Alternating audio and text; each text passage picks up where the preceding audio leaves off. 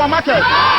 So the traders want to partner with government. The traders want to control the market. Whosoever is giving them backing to oppress the poor masses, we shall expose that person from Benin to Abuja, from Abuja to Lagos, from Lagos to Port Harcourt.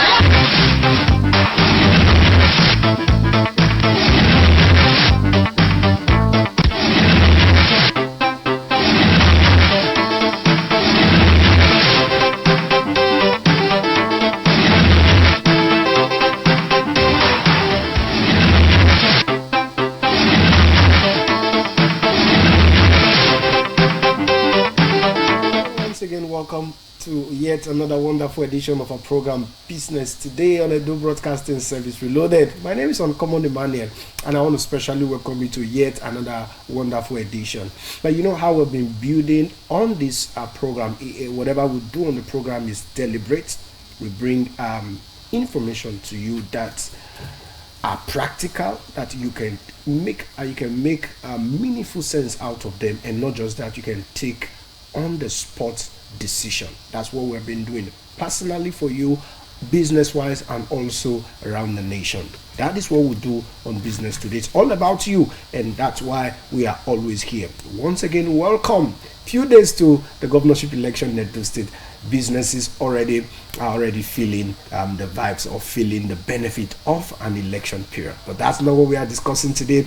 We are looking at you and your finances. Before we unveil the topic and also introduce our guest, let's quickly stop at what the papers are saying this morning, but rather this afternoon. Let's go to see what the papers are saying. And you know how we do it. We take the online version of our Business Today, which is our business and papers. We just do that for a minute or two, then we revert back to the conversation for today. I'm super excited because I want to learn. I hope you also want to learn. If you want to learn, stick around with us because it's going to benefit you. It's about you. It's about your income. It's about multiplying it, and it's not just staying where you are. Once again, welcome. Let's go to what the papers are saying.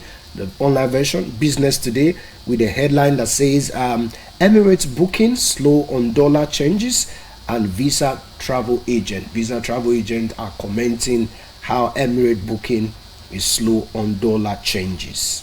And also top stories we are following this afternoon: marketers yet to lift Dangote petrol from NNPC over price, and hunger looms as flood sweeps food bed states, and that certainly is a cause for concern.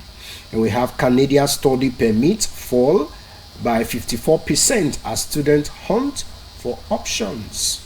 All right, exclusive. Tinubu said to reshuffle cabinet before October 1st. And let's see what that reshuffling will do to the Nigerian economy. Aviation union suspend planned airport protest. And we also have flood FG alert 11 states as Cameroon ease water from Lagdo Dam. And Nigerian just equitable energy transition will guarantee security, and that's credited to ICBO. We also have CBN to find banks delaying customer complaint resolution. Customers and their complaints should be promptly attended to. Naira hit 6 months low in official FX market.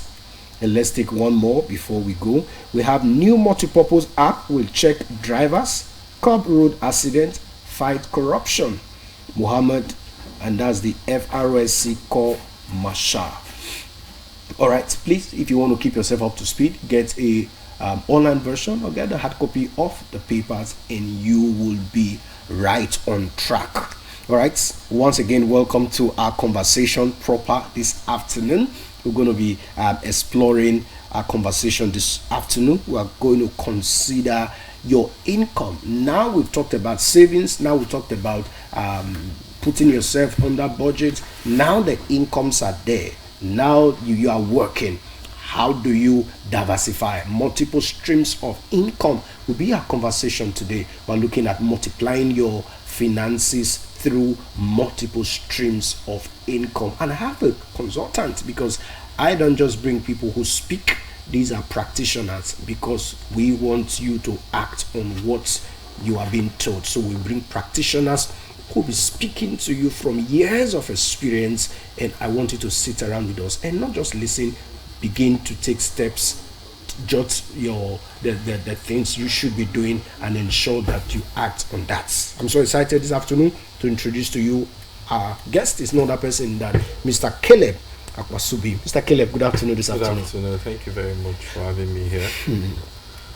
All right, welcome. Now we are looking at growing your money, growing your income through multiple investment, and that's a very germane topic because of where we currently finance it. Now, before we go into the conversation proper, let's quickly take an understanding. Let's have a working definition. What exactly are multiple streams of income, and why are they important for financial securities? Okay, once again, thank you very much for having me. This idea of multiple streams of income, a lot of people have actually misunderstood it, right? Because sometimes when you say multiple streams of income, some persons would, have a business and tomorrow they'll start another business, next tomorrow they'll start another business, from the idea of, they want to have multiple streams. But I define that as multiple slavery, right? Because if you want to build multiple streams of income, you need to first focus on one, business, or you have a job. Then is your money that will start doing the other streams, right? So there are two ways you make an income. You make an income from first your energy, and you also make an income from the proceeds of the money you make, maybe from your business or what have you. So it's either you are using your time and your energy to make income, or you are sending your money to make more money, right? So now in the process of you sending your money to make more money for you, that is you diversifying. For example, you might not be playing in the real estate space, but you have investment portfolios, in real estate.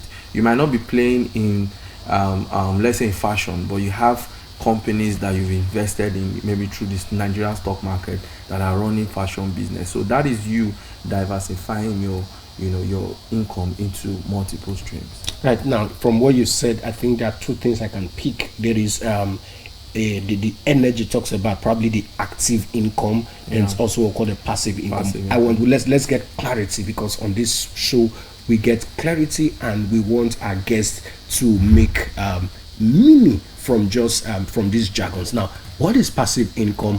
What is portfolio income? What is active income? Let us get headway on these streams of income. Okay, it's very simple.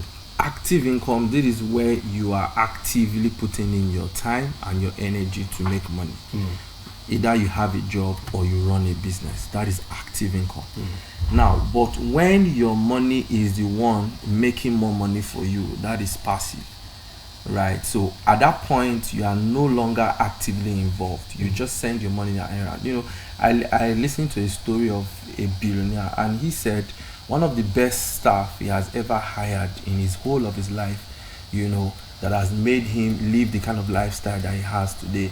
He was trying to mention the person's name, and we got curious. Who is this person that have given you this kind of lifestyle? And he said that person's name is money, right? So you sending money an errand is your ability to create what passive income for you. So even when you are sleeping, money is working for you. As a matter of fact, money does not sleep, right? Money is one instrument that does not sleep.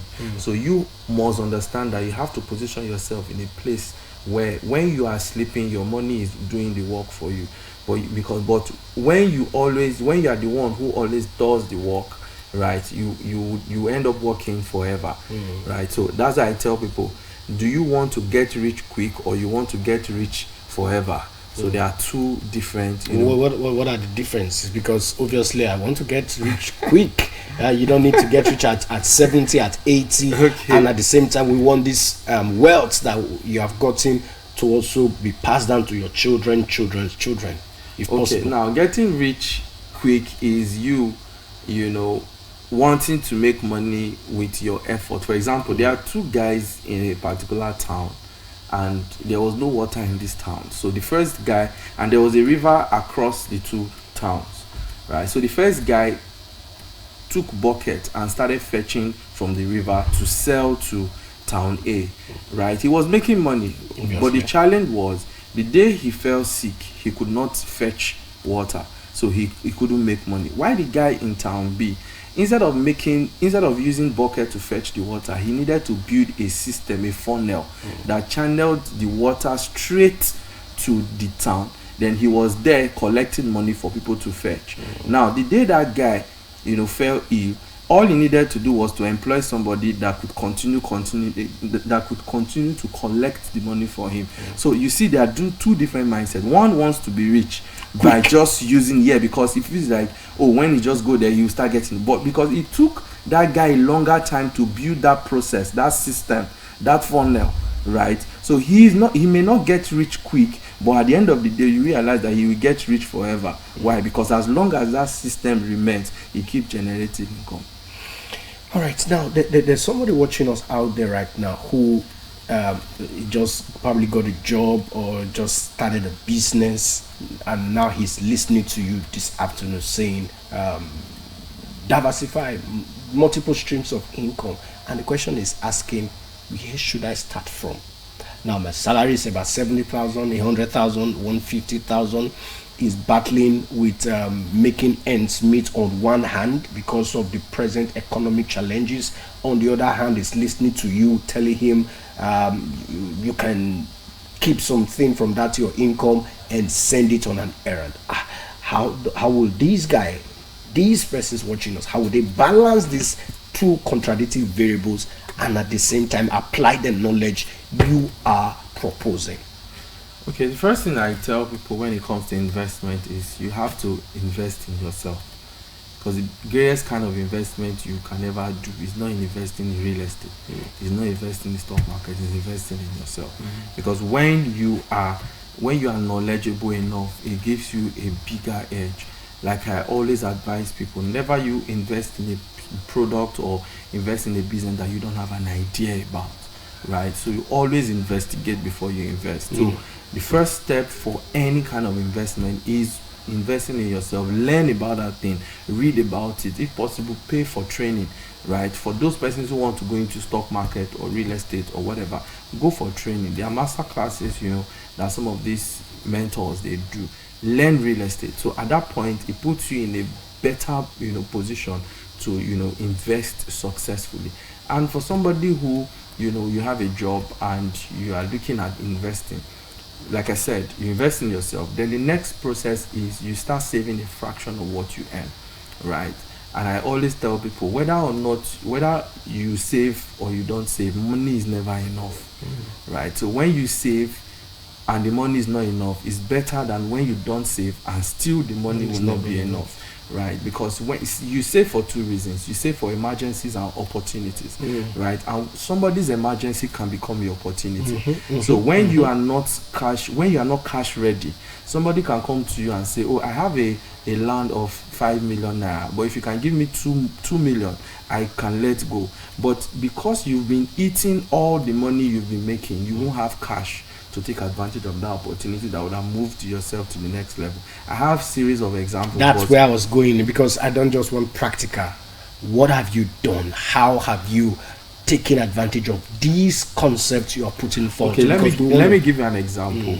There was a POS company that was coming into Edo State. They were looking for persons who we had the geopolitical zone, and the information got to me late. There was a lady who I know, she retired. She was working in the bank at the time, but she left. Now, when the information came to me, I was told that somebody else has heard about it, which was this lady.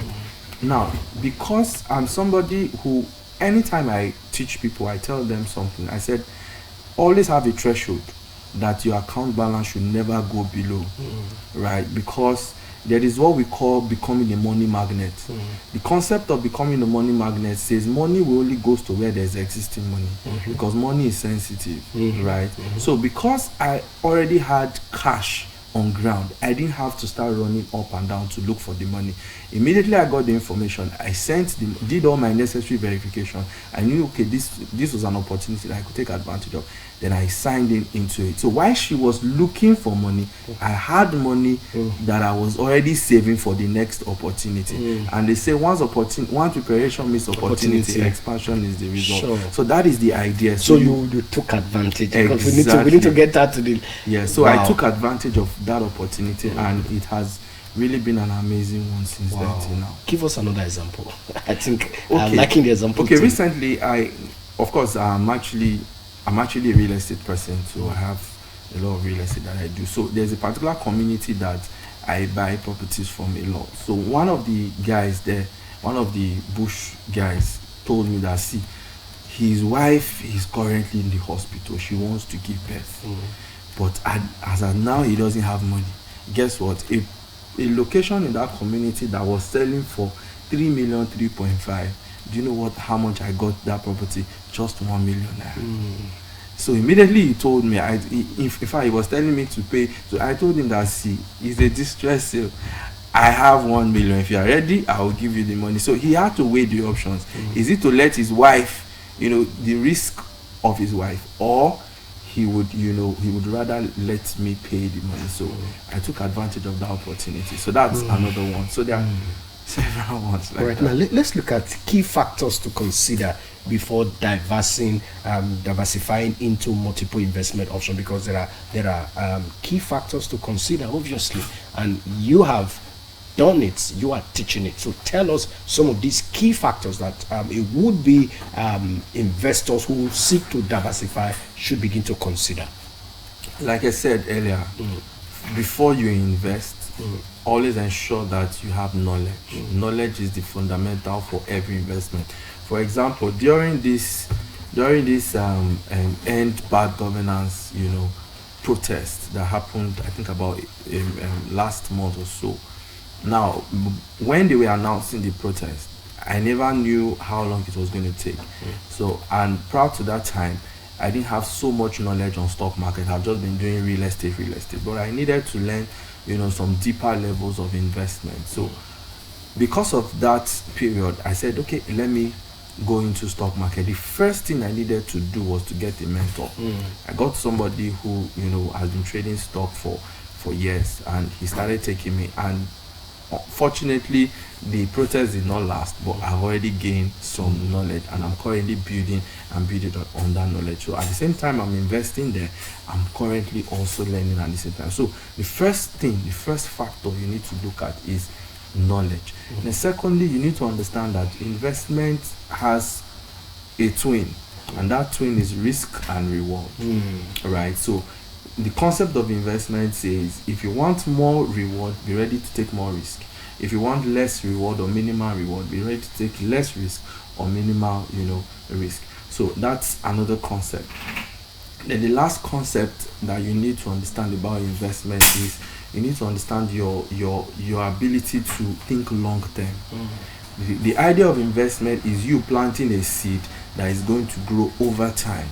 But a lot of people think short term. That's why they fall into Ponzi schemes. Somebody will come and tell you that, see, I want you to invest your money in this platform, and in 30 days you are going to get 40%. How is that possible?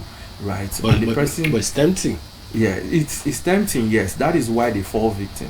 So, and what I tell people is this: whenever you want to invest, don't just look at the reward, look at the possibility for you to lose your money.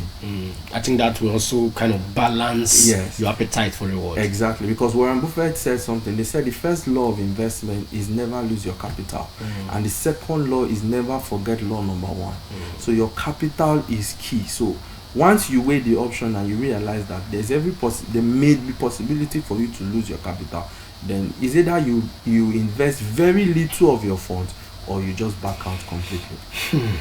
Now let's look at how risk tolerant. Now you talked about risk. Now let's look at how risk tolerant, how our appetite for risk, how it influences our decisions for investments and diversification. Now there are persons who may see the same investment, see the same risk, but they have a high risk appetite. They may go for it, and you see some persons who are risk averse. The same opportunity, the same risk, but they are, at the end of the day, it's no longer a factor of the risk. It is not about the people or the persons involved in taking that risk.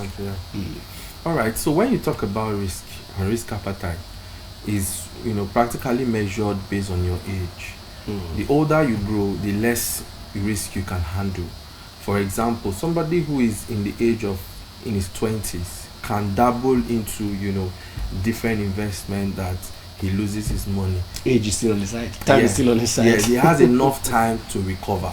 But when you're already approaching, let's say 50, 60, maybe you've worked for about 25 years with the government and they pay you your gratuity or your pension, and now you want to go and invest in a high risk kind of investment. Guess what? If you lose that money, you've lost more than 25 years of your life, and apart from that, you don't have enough time to recover. So that's why the older you grow, the less the older a human being grows, the less risk they are prone to take. So in that kind of situation, they will want to take on investment that has practically low risk, right? So that the propensity for them to lose their money is very low, or almost not possible for them to lose their money. So age plays a major role when it comes to managing your risk and understanding your risk appetite. All right, now let's look at most popular investment avenues individuals can look into now, because I think some persons are already asking, okay, just give us what are the popular ones. Okay, these, give us a variety of them, and let's see how individuals can begin to pick preference out of these varieties. Okay, there are several investment classes or investment vehicles that individuals can use. The likes of stock market. The stock market is you investing in companies, buying shares, allowed shares to appreciate and you sell.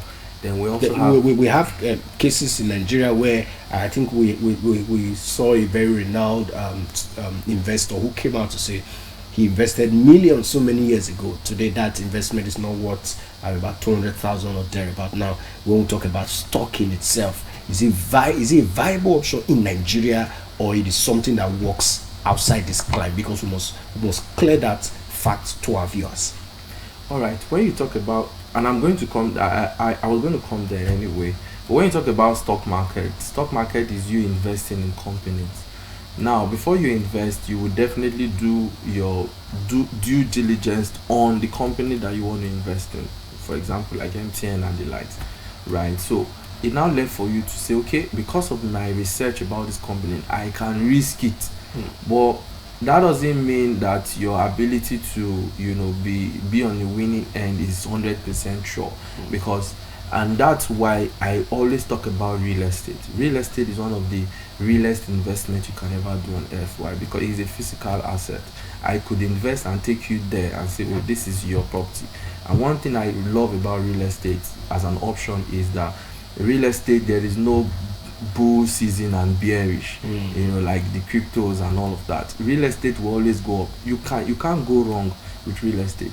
Is for you to just buy well. Because I was about coming there. Yes, you can invest, and they told you that land, 11 persons have bought the land already, probably at the 12th person. So that's I said, it's for you to ensure that before you buy a property, do all your investigations. And there are two kinds of investigation or search you can do. You do legal search and you do social search on that land to ensure that you're buying from the right source. You're not buying a government acquired region.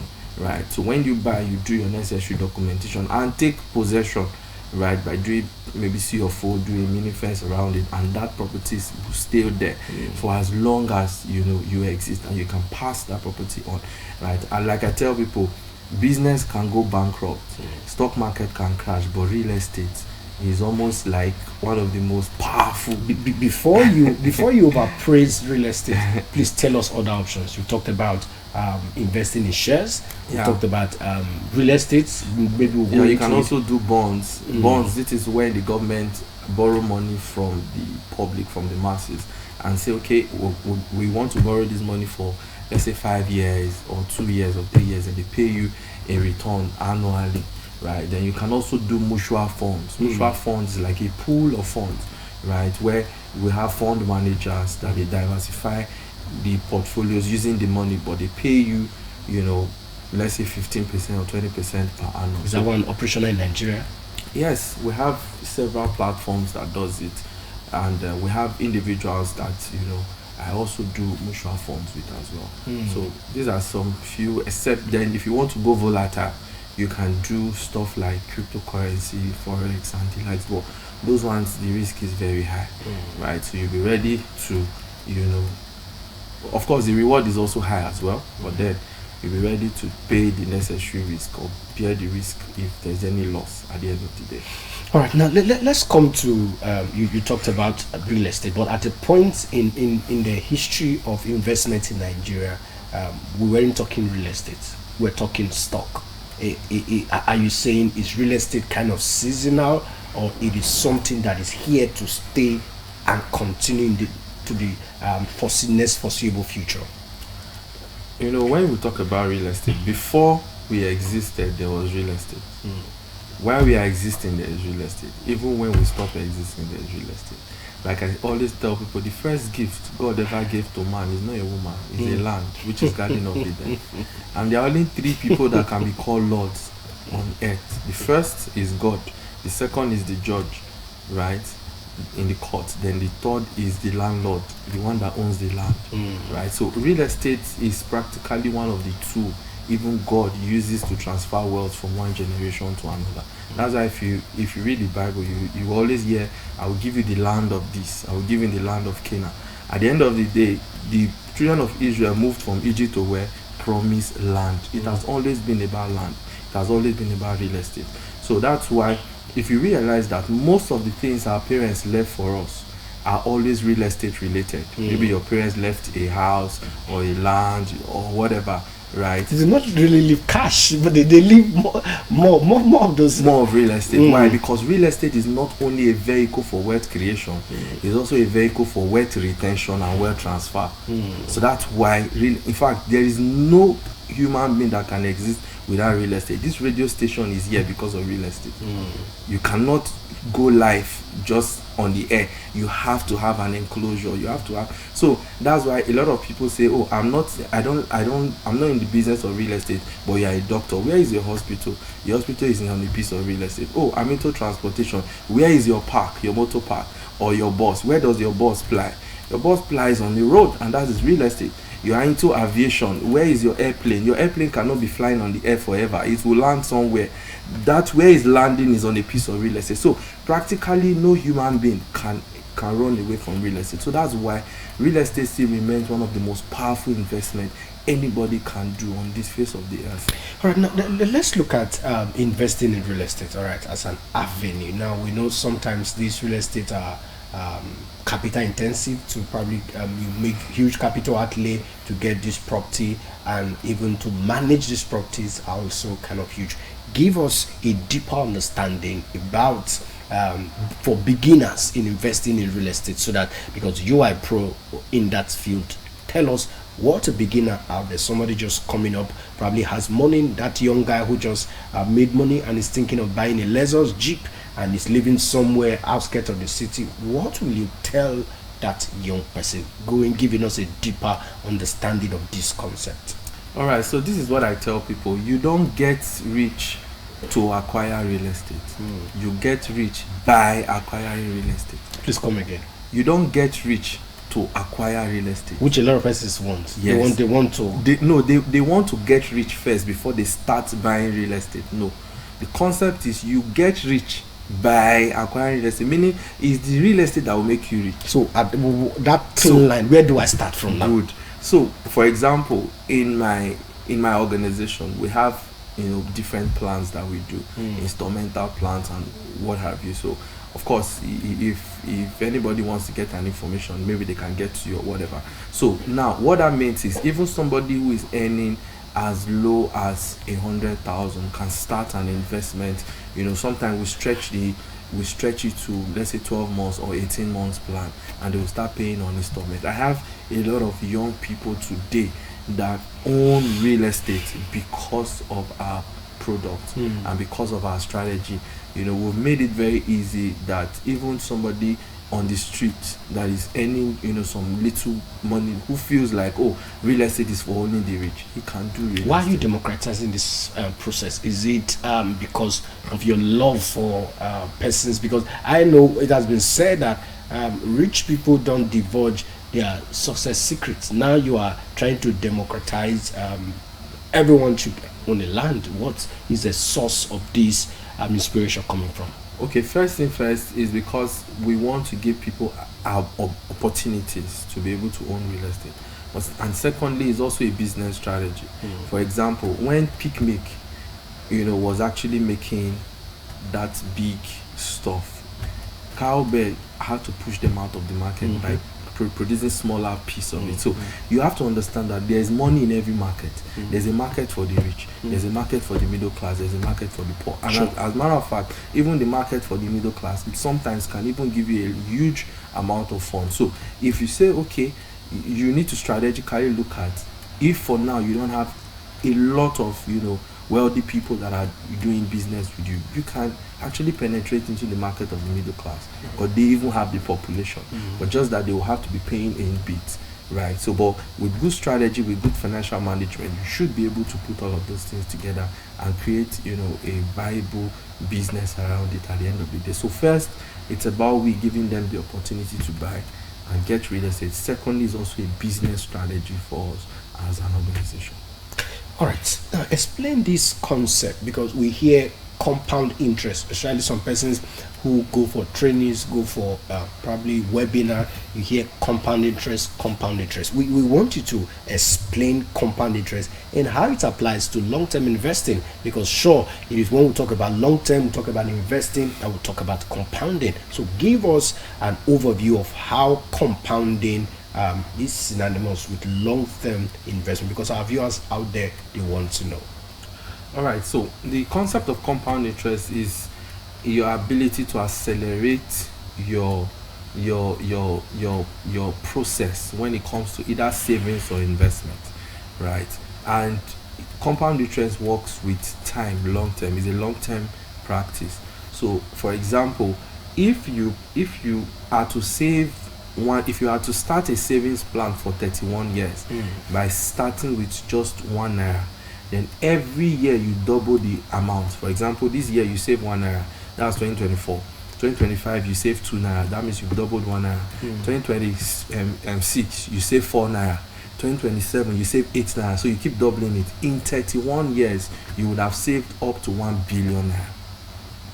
Wow. Are you seeing the power of compound interest? So as at 20 years it is just 500 and something thousand. So because the longer you stay, what that tells you is this: the longer you hold yourself from investing, the more money you are losing, because investment works with time. Please, I want us to re-echo that fact, because there are some persons now who have some money under their pillow. Some persons have some money somewhere. Somebody is planning this evening to go get barbecue, to go get a bottle of beer, which is enough to start this down payment for a future date. They cannot own the property. Please, I want you to speak to that guy. All right. So, like I said, the more you waste time in investing, the more money that you are losing. Why? Because it will cost you a higher price when you are adding age. For example, if a child of 20 years, for instance, starts his investment and want to do compound interest, at the age of 31, right, he can save, with this concept that I just mentioned, he would have saved up to 1.something billion. Now, let's say, for example, you now decide to start at the age of 40.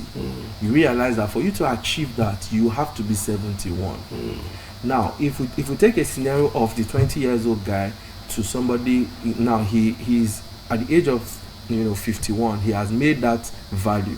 Now, if you do from 50, right, and you want to do up to that 31 years, if you do 20 years or 30 years in period, you will not also reach up to what that guy has done. Wow. So what that means is, when you talk about investment, you start early. All right, time is not on our side, and I think there are more I should be asking you, or the viewers want me to ask you. Let's quickly ask this. We live in a society, in a nation where we don't have systems, all right? There could be a company today and you invest in 3 years, the company shuts off, your funds are off. We have seen fraud. A lot of persons have been defrauded of their hard-earned money because of beauty, because they also wanted to save or do things on a long term. How should a beginner detect a fraudulent company, which I know it may be difficult, but you have been an insider, you have seen businesses fail, you have seen customers lose their funds. How should a beginner detect fraud? Time is not on our side. If you can do that in a minute or less. All right, so how to first of all know if a company is fraudulent is sometimes a company might start out not because of the intention to be fraudulent. For example, there are some companies that were doing well a few years ago, but now because of the economy, because of bad management systems, because of bad fund management, they went bankrupt. Now let's keep that aside. Now, if you want to also detect a company that is not fraudulent, you need to check their years of experience, right? You need to check their business plan. You need to check those that are behind the company, right? So when you do all of this due diligence, you'll be able to detect, okay, this company can stand it. The average Nigerian is lazy. He just wants to invest, and that's why doing the due diligence is time consuming, right? That's why you also need mentorship. People who have been in that space for years, so they can guide you, right? Mentorship does not take away the process. They only give you the right step to take, so that you cover all the mistakes that you would have made, and just arrive at the destination that you should arrive at. All right, that's been the voice of Mr. Caleb Akpasubi. Time certainly is not on our side. Mr. Caleb, I think we should do, should I say, a masterclass on this. And this is probably, we'll have another time where we can build on this particular conversation. Time is not on our side, and we ought to be running them. Now, you have heard a thing or two from what he has said.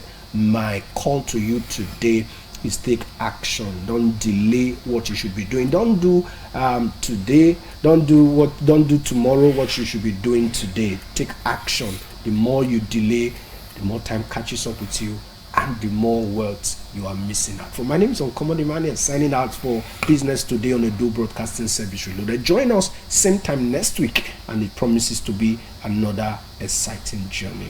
All right, Mr. Caleb, thank you again. All right, have a wonderful day. God bless Edo State.